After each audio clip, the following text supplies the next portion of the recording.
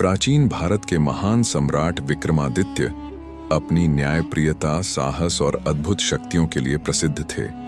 उनके शासनकाल में लोग उन्हें देवताओं के समान पूजते थे। यह कहानी उनकी अद्भुत शक्ति और बुद्धिमत्ता को दर्शाती है।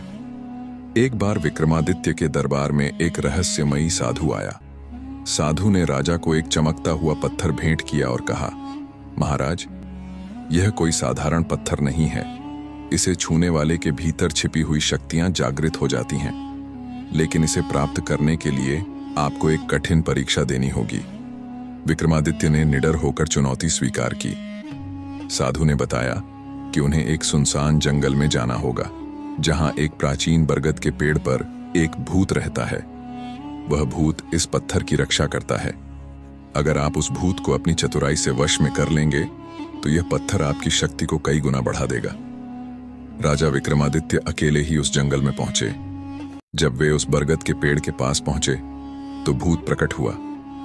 भूत ने डरावनी हंसी के साथ कहा, हे राजा, बहुतों ने मुझसे यह पत्थर पाने की कोशिश की है, लेकिन सब असफल रहे। अगर तुम मुझसे 3 प्रश्नों का सही उत्तर दे दोगे तो यह पत्थर तुम्हारा हो जाएगा। लेकिन यदि तुम असफल रहे तो तुम्हारी जान मेरी होगी। विक्रमादित्य ने साहसपूर्वक उत्तर दिया, पूछो अपने प्रश्न, मैं तैयार हूं। पहला प्रश्न भूत ने पूछा, इस संसार में सबसे शक्तिशाली वस्तु क्या है? विक्रमादित्य ने तुरंत उत्तर दिया, मानव का विश्वास, क्योंकि विश्वास ही उसे हर कठिनाई से लड़ने की शक्ति देता है। भूत मुस्कुराया और दूसरा प्रश्न पूछा। दूसरा प्रश्न भूत ने पूछा, क्या ऐसा कुछ है जो राजा भी नहीं खरीद सकता? विक्रमादित्य ने कहा, समय, क्योंकि समय किसी के लिए नहीं रुकता, चाहे वह राजा हो या साधारण मनुष्य। भूत ने यह सुनकर सिर हिलाया और तीसरा प्रश्न पूछा।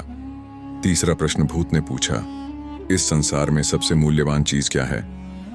विक्रमादित्य ने उत्तर दिया, मनुष्य की सद्भावना, क्योंकि यही उसे सच्चा राजा और महान इंसान बनाती है। पत्थर की शक्ति तीनों उत्तर सुनकर भूत ने प्रसन्न होकर कहा, हे राजा, तुमने अपनी बुद्धि और साहस से मुझे परास्त कर दिया। यह पत्थर अब तुम्हारा है। यह तुम्हें असाधारण शक्ति देगा, लेकिन याद रखना, इसे सच्चाई और न्याय के लिए ही उपयोग करना। राजा विक्रमादित्य ने उस पत्थर को ग्रहण किया और अपने राज्य की ओर लौट रहे थे। रास्ते में उन्हें एक विचित्र घटना को देखा। एक सुंदर स्त्री जो हवा में लटकी हुई तपस्या कर रही है। तपस्या समाप्त होने के बाद वह तेजी से रोने लगी। राजा विक्रमादित्य इस घटना को देखा तो सोच में पड़ गए। राजा विक्रमादित्य उसके पास गए और कहा, तुम कौन हो और रो क्यों रही हो? आगे का भाग देखने के लिए हमारे चैनल को सब्सक्राइब करें। धन्यवाद।